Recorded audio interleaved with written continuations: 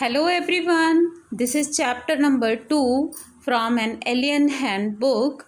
Name of the chapter is Bringing Up Curry. Very interesting story. Listen carefully and enjoy the story.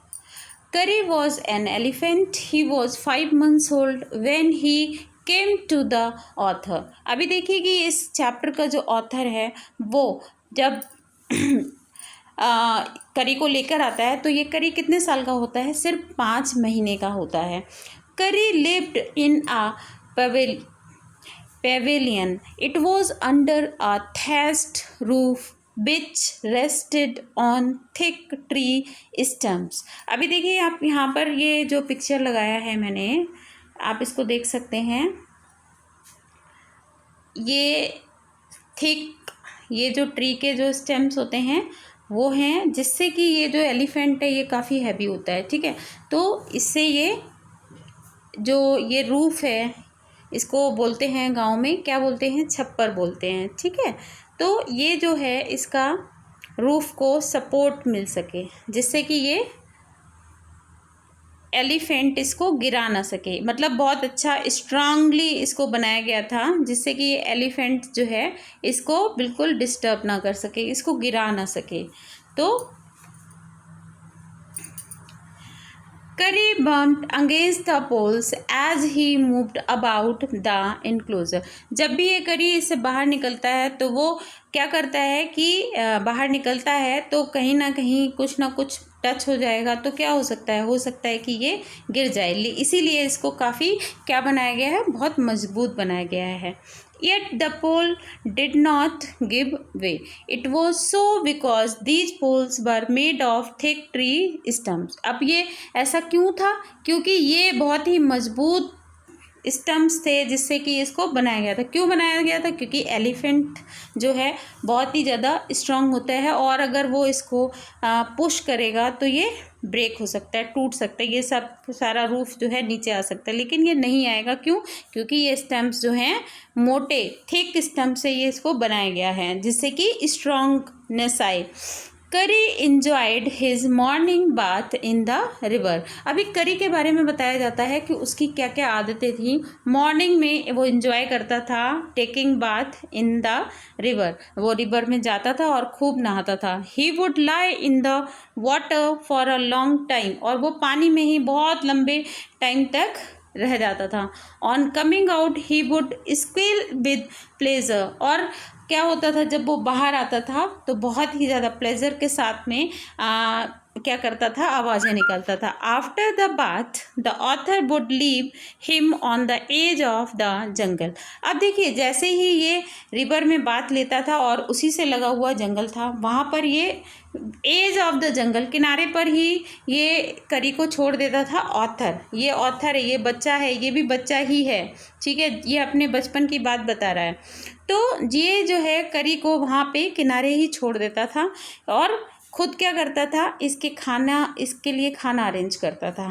ठीक है, he would himself go into the forest to get some twig for the elephant's dinner.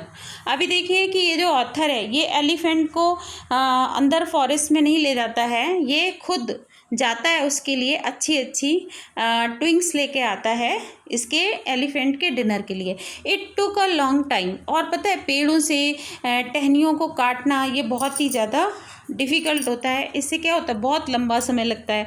First the author would sharpen his hatchet which took half an hour.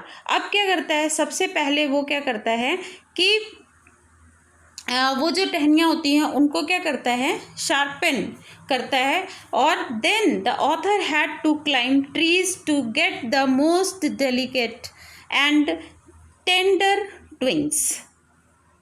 और वहाँ से मतलब कि वो tree पर चढ़कर क्या करता है? ट्विंग्स को तोड़ता है।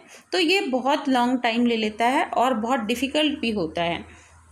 Doing all this naturally took a long time, है ना? इतना टाइम तो लग जाता है क्योंकि एक ट्री होता है, उस पर चढ़ने के लिए पहले रास्ता बनाना, फिर इसके बाद आप ऊपर चढ़ोगे, देन वहाँ की जो ट्विंग्स हैं उसको आप काट के फिर नीचे आ पाओगे, है ना। तो इट टेक्स टाइम भी लेता है और हार्ड वर्क भी लेता है। तो करी and the author were good friends. अब ये जो करी हैं और ये जो ऑथर हैं दोनों बहुत अच्छे दोस्त हो जाते हैं। But Kari once pushed him into the stream, it was to save the life of a boy. एक दिन क्या होता है, करी जब पानी में बाथ ले रहा होता है उसी टाइम पर वो अपने इस दोस्त को यानी कि ऑथर को स्टीम यानी कि वाटर में पुश करता है। क्यों करता है? It was to save the life of a boy.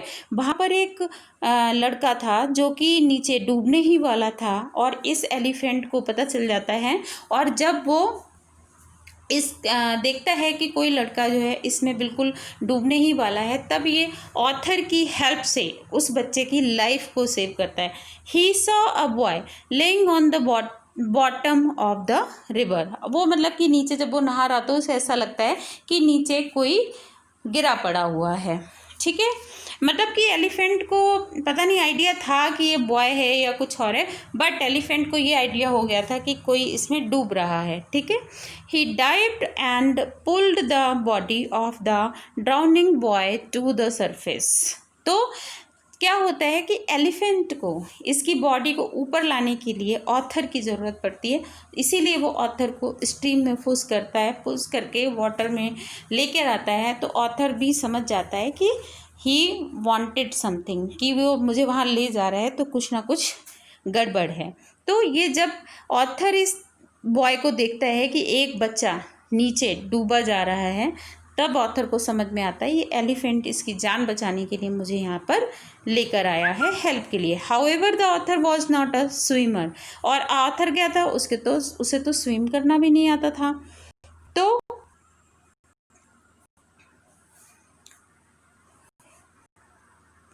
what happened, sorry, however the author was not a swimmer, ये तो स्विम करना भी नहीं जानता था। so he could not come ashore, the current began to drag him down। अब क्या हुआ कि ये ऑथर जो वहाँ पे चला तो गया, अब क्या हो रहा था, ये जो लहरें होती, वेव्स होती हैं, ये उसको पुश कर रही थी और अंदर की तरफ, नीचे की तरफ। करी सॉ इट, करी जब इसे देखता है, he came fast into the water, the author caught his trunk, he pulled both the author and the boy ashore. अब देखिए ये जो एलिफेंट होता है, देखिए जो जानवर भी होते हैं ना, एनिमल्स होते हैं, उनको भी ह्यूमन बीइंग से अटैचमेंट हो जाता है। जब वो किसी के साथ रहते हैं तो वो भी बहुत ही काइंड हो जाते हैं एंड हेल्पफुल हो जाते हैं। यही इस स्टोरी में बताया गया। ये जो एलिफेंट होता है वो इस बच्चे को और दोनों, इस ऑथर और इस जो बच्चा अभी डूब रहा था, उस दोनों को अपनी टंग पे लेकर ऊपर खींचता है किनारे पर। इन दोनों की लाइफ वो फिर बाद में बचाता है। तो इस तरीके से आपने देखा कि एलिफेंट जो है कितना काइंड है। जब उसको पता चलता है कि इस पानी में कोई, इस रिवर में कोई एक लड़का है जो कि नीचे डूबा जा रहा है, तभी वो ऑथर को लेकर आता है, पुश करके लाता है और उस स्ट्रीम में पुश करता है जिससे कि वो उसकी मदद कर सके। ठीक है, और फिर बाद में जो ऑथर होता है वो भी स्विम करना नहीं जानता है, तो उन दोनों को ही वो हेल्प करता है बाहर आने के लिए। Curry was like a baby. Like a baby, he had to be told when he was naughty. He developed a taste for bananas. He began to steal them. अब देखिए कि करी को जो है ये ऑथर एकदम बेबी की तरह रखता है और इसका लालन पालन भी जैसे एक बच्चे को रखा जाता है घर में, वैसे ही किया जाता है। ठीक है, तो he developed a taste for banana. अभी क्या है कि करी को बनानास बहुत ज़्यादा पसंद आ जाते हैं, बहुत आने लग जाते हैं। He began to steal them, और बनानास को वो क्या करता था, चोरी करके खा जाता था। Large plates of fruit were kept on a table in the dining room. Kari would put his trunk through the window to the bananas. अभी देखिए क्या होता है कि एक रूम होता है, डाइनिंग रूम होता है, वहाँ पर टेबल होती है, उसके ऊपर जो डलिया में फ्रूट्स वगैरह रख देते हैं तो वो रखे जाते हैं। और ये जो करी क्या होता है, ये रूम के बाहर ही वहाँ पर एक विंडो होता है और विंडो से वो अपनी ट्रंक को अंदर डालता है और बनानास को रोज़ वहाँ से ले लिया करता था। तो in one attempt he would take them all, और एक ही अटेम्प्ट में ले लेता है क्योंकि उसकी तो ट्रंक से बहुत वेट उठा सकता है। तो how he would then quietly go to his pavilion. अभी क्या होता है कि जब ये बनानास को ले लेता था तो वो अपने जहाँ पर उसका घर बना हुआ था वहाँ पर जाता था और वहाँ पे इसके बैठ के खाता था। There he ate the banana at peace without being seen।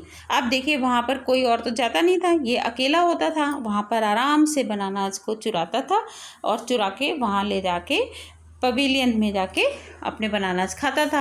At last the author cot him stealing. और फाइनली एक दिन ऐसा होता है कि ये ऑथर इस एलिफेंट को स्टील करते हुए पकड़ लेता है। When he was scolded he understood like a baby and did not steel again. अब देखिए ऑथर इसको जब चोरी करते हुए पकड़ लेता है तो उसको बिल्कुल बच्चे की तरह डांटता है और उसको कहता है कि अब आगे से कभी भी चोरी नहीं करना। Again like a baby he was a quick learner. अब ये जो करी था ये हमेशा ही ऑथर की सारी बातें माना करता था। Kari learned Mali after 3 lessons but it took him 3 weeks to learn that. अभी देखिए माली का क्या मतलब है, माली का मतलब होता है टू वॉक, ठीक है। अब ये जो ऑथर है, ऑथर करी का मतलब एलिफेंट, करी को क्या क्या सिखाता है, सबसे पहले मॉरल वैल्यूज सिखाता है। मॉरल वैल्यूज यानी कि चोरी नहीं करना चाहिए, किसी के साथ गलत नहीं करना चाहिए, गलत काम नहीं करना चाहिए, तो दीज आर मॉरल वैल्यूज सिखाता है। दूसरी चीज़ क्या सिखाता है, माली यानी कि टू वॉक, उसको कैसे चलना चाहिए वो सिखाता है। इसके बाद में धाट क्या होता है, कैसे बैठना चाहिए। To learn that was the command to sit while Mali was command to walk। ये मैं आपको पहले ही बता चुकी हूँ। माली टहलने को बोलते हैं और थाट बैठने को बोलते हैं। तो अभी ये जो थाट है इसमें टाइम लग गया इसको 3 lessons but it took him 3 weeks to learn that. That को सीखने में कितने हफ्ते लग गए, 3 वीक्स लग गए, जबकि माली उसके लिए बहुत आसान था सीखना।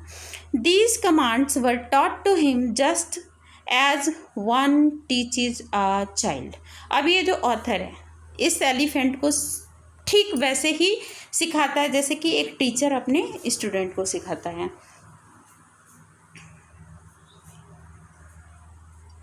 The teaching of master call to an elephant is a difficult thing. अब देखिए एक मास्टर कॉल होती है जो कि एलिफेंट्स को सिखाई जाती है। कब के लिए, जब कोई इमरजेंसी हो तो ये मास्टर कॉल उस टाइम पर काम आती है और ये बहुत ही ज़्यादा डिफ़िकल्ट होता है सिखाना। बट ये ऑथर इस एलिफेंट को ये मास्टर कॉल भी सिखाता है। An elephant generally takes 5 years to learn it. अब जो एक एलिफेंट होता है मास्टर कॉल सीखने में उसको 5 साल लग जाते हैं। Yet it is the most important signal for an elephant to learn. अभी एक एलिफेंट के लिए ये बहुत ही ज़्यादा इम्पॉर्टेंट हो जाता है मास्टर कॉल सीखना। It is so because it helps an elephant to save his master's life.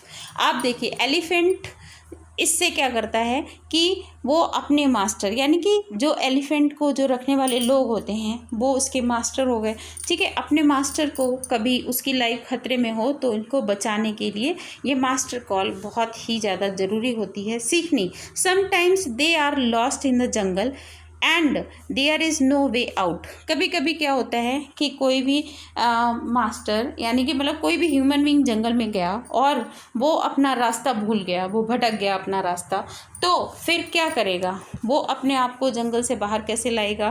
Then the master call makes a strange hissing howling sound in the elephant's year.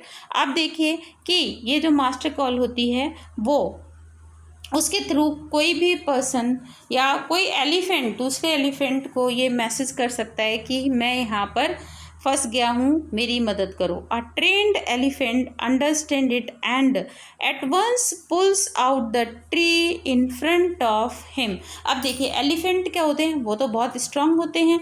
मान लीजिए कि रास्ता भी बंद हो गया है तो वो क्या करेंगे, ट्रीज़ को कट आउट कर देंगे, है ना, उनको नीचे गिरा देंगे। दिस फ्राइटेंस ऑल द एनिमल अबे।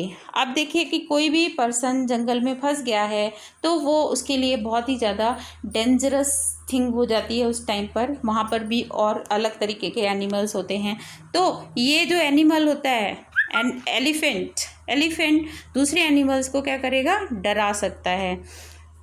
Even the tiger is frightened, और कभी कभी तो टाइगर भी एलिफेंट से डर जाता है। The elephant goes on pulling down the trees, और एलिफेंट क्या करता है, रास्ता बनाने के लिए सारे ट्रीज को नीचे गिराता चला जाता है, वन आफ्टर द अदर, एक गिराता है फिर दूसरा गिराता है। दस a path is made out of the forest, और इस तरीके से वो वहाँ पे रास्ता बना देता है। लेकिन एक एलिफेंट को ये चीज़ समझ में कैसे आएगी, इसी के लिए ये मास्टर कॉल्स होते हैं, जो कि ऑथर जो है सिखाता है इस एलिफेंट को, जिसका नाम है करी। अब देखिए ऑथर जो है वो एलिफेंट को क्या क्या सिखाता है, मॉरल वैल्यूज सिखाता है, और माली सिखाता है, माली का मतलब होता है टू वॉक, एंड थर्ड यानी कि बैठना, और एक मास्टर कॉल सिखाता है जो कि अपने मास्टर की लाइफ सेव करने के लिए बहुत ज़्यादा इम्पॉर्टेंट होती है। तो ये आपके इस चैप्टर में आपने पढ़ा कि किस तरीके से एनिमल भी, एक एलिफेंट भी हेल्पफुल होता है, किसी की जान बचाने में हेल्पफुल होता है। करी क्या करता है कि एक ड्राउनिंग बॉय की, डूबते हुए बच्चे की जान बचा लेता है, और वो ऑथर की मदद लेता है, हेल्प लेता है कि यहाँ पर ये बच्चा डूबने वाला है और हमें बचाना चाहिए, वहाँ पर वो हेल्प लेता है। और फिर बाद में फाइनली ऑथर को भी तैरना नहीं आ रहा होता है, तो वो दोनों को ही अपने ट्रंक के थ्रू किनारे पर लेकर आता है। ठीक है, तो ये स्टोरी है, आप लोग just keep the story in your mind, okay, and be careful during attending the question paper, think twice before choosing any option, okay. वहाँ पे आपको बहुत ही सिमिलर से ऑप्शंस मिलेंगे, उसमें देख लीजिएगा which one is correct, okay. Thank you everyone.